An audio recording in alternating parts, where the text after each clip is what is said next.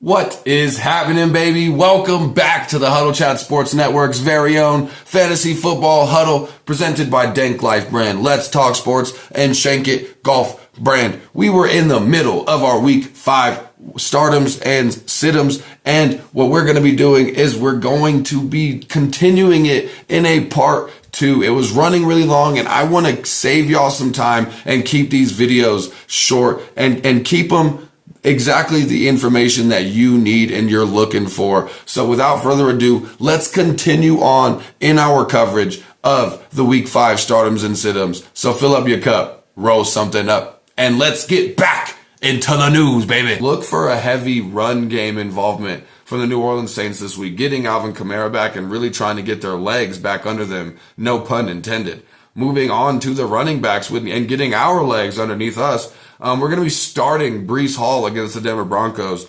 He's been told by the coach, and we've been told by the coach, that he is no longer on a limited workload going into this matchup against Denver. More touches equals more opportunity equals more chances to score. The Broncos have the absolute worst rushing defense in the league, and that's not just me being an asshole. That's me being dead serious. They're the 32nd ranked rushing defense in the league right now. What could you expect with what they've allowed so far this season? You're looking at Breece Hall averaging 176 yards per game, looking healthier every single game, and now off that limited work role, he's poised for a breakout game against the worst defense in the league. I'm excited about Breece Hall and plugging him in my lineup everywhere that I possibly can.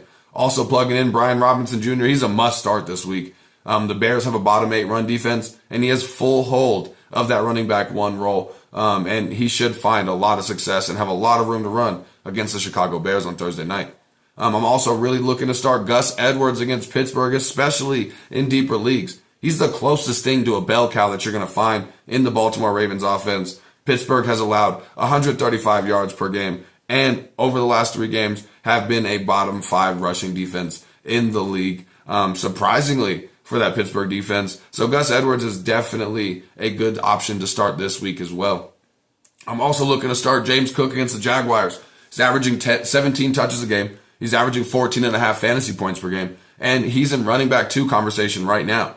He's also playing the Jacksonville Jaguars, who have allowed 14 fantasy points per game to running backs in both of their last 2 matchups. I definitely see that trend continuing with Dalvin Cook's little brother and James Cook having an absolutely amazing game this week. I think David Montgomery, also against the Carolina Panthers, has an absolute slugfest this week, and he's going to have a fantastic game. Yes, he is splitting carries with Jahmyr Gibbs, but he's the better running back, and he's taking the big brother role. He's doing what Jamal Williams did DeAndre Swift last season. He gets all the value carries, all the early down carries, all the goal line carries, and he's playing Carolina, who's allowed the 4th most fantasy points per game to running back, as well as 7 running back touchdowns this season. Some bonus stardoms on the list are going to be DeAndre Swift, James Conner, Raheem Mostert, and Kyren Williams. You can start all 4 of them with confidence based on their matchups and based on their usage. I like all of them this week, as well as the good game scripts that they could find themselves in as well. Moving on to the sitting running backs of the week. Before we get into it, do y'all see what I'm wearing right now? It's a hoodie. It's officially hoodie season, the first hoodie of the season here on the Huddle Chat Sports Network. I just wanted to give a quick shout out to all my cold weather lovers. I'm absolutely loving this. Feeling so comfortable down here in the office. Now, we're going to be sitting Miles Sanders. He's been absolutely unreliable. He's playing the Detroit Lions, who have allowed the 6th fewest fantasy points per game to running backs. And you're also looking at him dealing with an injured groin. So even if he is healthy this week, you're looking at him potentially seeing a limited work role. And that's just really not making me comfortable. I'm sitting Miles Sanders. I'm also sitting Najee Harris. And this is one of my most proud call outs from the beginning of the season is this Najee Harris, Jaylen Warren situation. He's losing his job. We're watching it happen. We're actively watching a man lose his job every single Sunday, and he's losing it to Jaylen Warren. He's been just an absolute pure disappointment, and he's playing the Baltimore Ravens, who have been absolutely stingy when it comes to opposing running backs, and I don't like anything to do with Najee Harris this week. I mean, I would consider starting Jaylen Warren in a pinch, but Najee Harris, absolutely not for me this week. I'm also going to be sitting Dameon Pierce. Now, hear me out, man. I know Dameon Pierce has gotten back on track, and us Dameon Pierce owners and Dameon Pierce lovers absolutely have loved to see it. Despite the missing 4 to 5 offensive linemen, like we talked about with CJ Stroud, he's gotten back on track. But Atlanta, the Falcons, who he's playing this week, have been quietly one of the best rushing defenses in the league, and that's not even a joke. Only the Dallas Cowboys have allowed less points per game to the running back position than the Atlanta Falcons. It's not a good matchup for Dameon Pierce this week. They still have a lot of injuries and a lot of questions on that offensive line. You can probably find a better option. If you need to, you still start Dameon Pierce and hope for the best. Hope he falls into the end zone and saves your Sunday, but don't expect a lot from Dameon Pierce this week. I'm also going to be sitting Zach Moss. Best case scenario for Zach Moss is Jonathan Taylor doesn't play. That's the only way I start Zach Moss this week. If Jonathan Taylor plays in any form, shape, or fashion, I'm staying away from Zach Moss until I can see what the hell is going to happen in the Colts running back situation. And I don't think it's a question that's going to be answered within the first week of Jonathan Taylor's return. Some bonus sits at running back are going to be Khalil Herbert and A.J. Dillon. Both are losing work, have not performed or been efficient, and have bad matchups.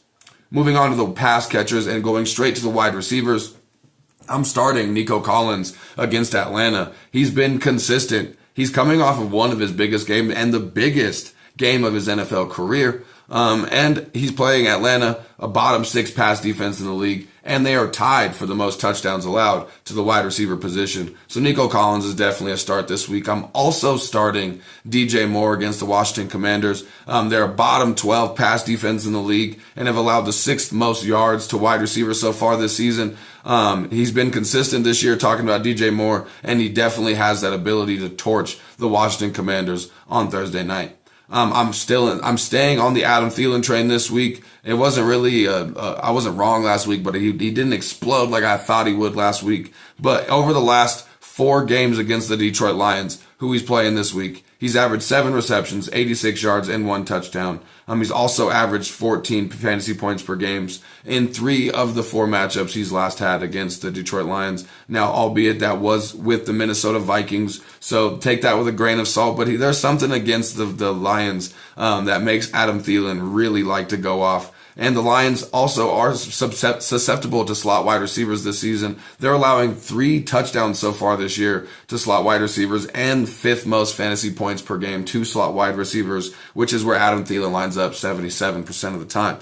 I'm also going to be starting Michael Pittman Jr., Mr. Reliable, I'm liking to call him. He did not have the greatest game last week, and that was large in part due to the Indianapolis Colts' really weird passing volume last week. Anthony Richardson only threw 9 passes in the first half of the game. They started to figure it out later on in the game. However, Michael Pittman Jr. was not really able to figure it out in the offense that week. So you're looking at Michael Pittman Jr. coming off of that kind of rough game last week, but I don't expect it to continue. Like I said, he's Mr. Reliable. Tennessee is allowing the 6th most points per game to wide receiver, and Michael Pittman Jr. has averaged 14 or more fantasy points per game in his last 6 meetings with Tennessee Titans over his career.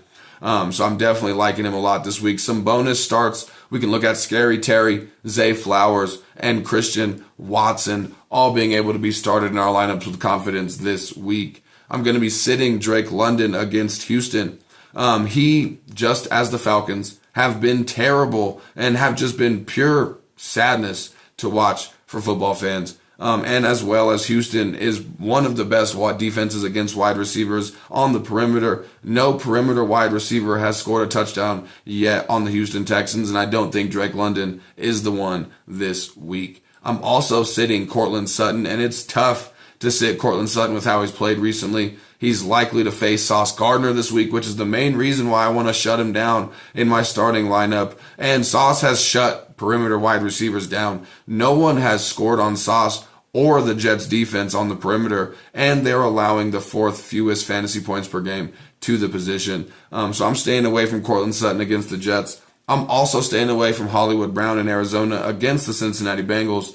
He's been on fire as of late, but Cincinnati has been really stingy to wide receivers, and they have not allowed a perimeter wide receiver to score a touchdown on them yet this season.